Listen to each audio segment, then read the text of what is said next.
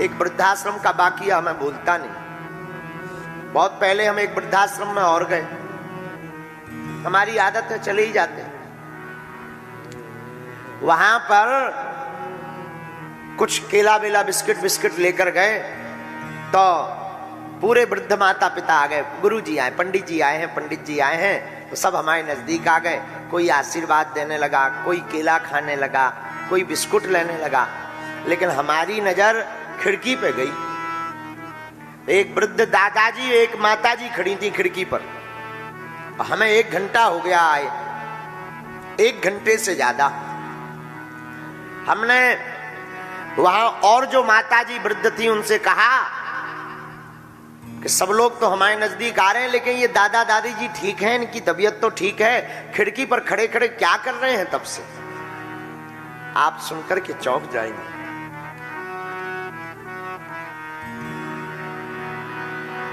एक माताजी बोली, पंडित जी दरअसल उस खिड़की से इनके पुत्र का मकान दिखाई देता है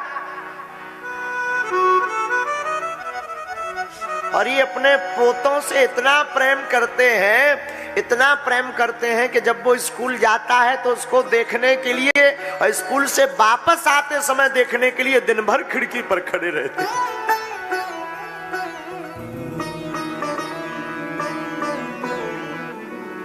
हमारी आंखें भर आई। उनका राम राम राम राम। क्या बीतती होगी इन पर। हम ये नहीं कहते कि तुम पूजा पाठ ना करो, हम यहाँ के जितने भी नागपुर के पागल हैं, अगर तुम हमको मानते हो तो हम व्यासपीठ से प्रार्थना करेंगे, तुम कल से नहीं आज से राम कथा में आना बंद कर देना, पर अपने माँ बाप की सेवा करना बंद मत करना।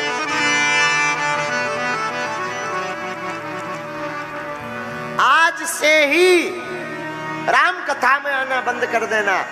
माता पिता इस धरती के भगवान है, माता पिता गुरु यही त्रिदेव है। कभी माँ की ममता से पूछना जिसने तुम्हारे लिए रातों भर रातें खोई हो, 9 महीना कोख में पाला हो, उस माँ से पूछना जो तुम्हारी उन्नति के लिए दिन रात ईश्वर से कामना करती है।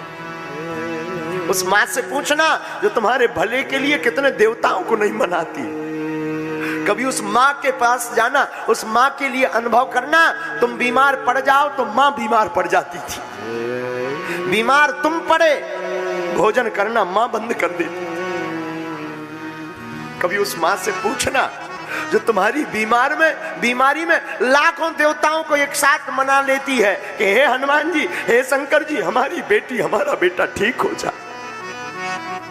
संसार में एक माँ ऐसी होती है और कोई नाता नहीं दूजा होता है। हम बिल्कुल दावे के साथ कहते हैं एक माँ का नाता ऐसा होता है, बेटी या बेटा बीमार होने पर जो ईश्वर से प्रार्थना करती है कि हमारी चाहे तबीयत खराब हो जाए पर हमारी बिटिया बेटा ठीक हो जाए।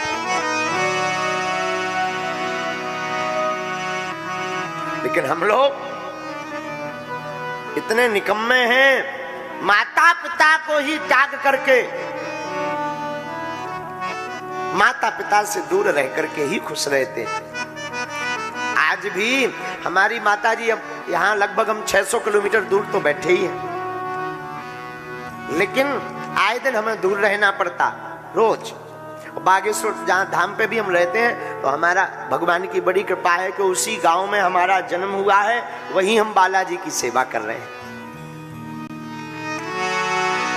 लेकिन आप सुनकर चौंक जाएंगे, हमें तो बड़ा रोना आता। हम गांव में भी 5-5 महीने घर नहीं जा पाते। बागेश्वर धाम पर रहते हैं, लेकिन धन्य है माँ की ममता। हमारी माताजी आज भी पैदल चल करके रोज आती हैं, 1 दिन 2 दिन छोड़ करके तो आती हैं। उसमें कभी कड़ी, कभी कुछ घर से बनाकर आएंगी और हम जैसे ही कथा करके जाएंगे तुरंत वो कुछ ना कुछ बना के लाए, ले बेटा खा ले।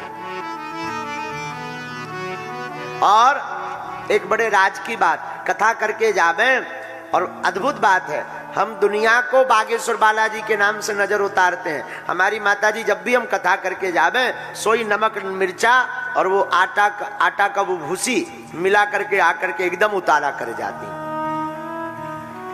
आज भी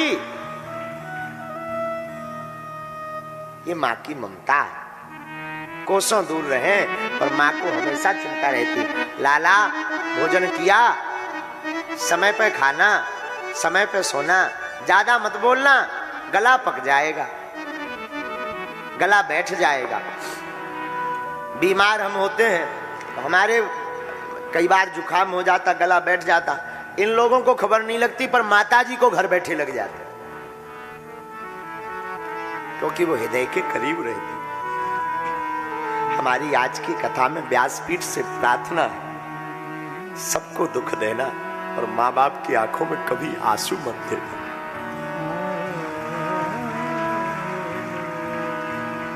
माँ ममता की मूर्ति है, माँ इस संसार की करुणा है, इसलिए हमारी प्रार्थना है माँ का कभी दिल मत दुखा, कभी दिल मत दुखा, कभी दिल मत दुखा।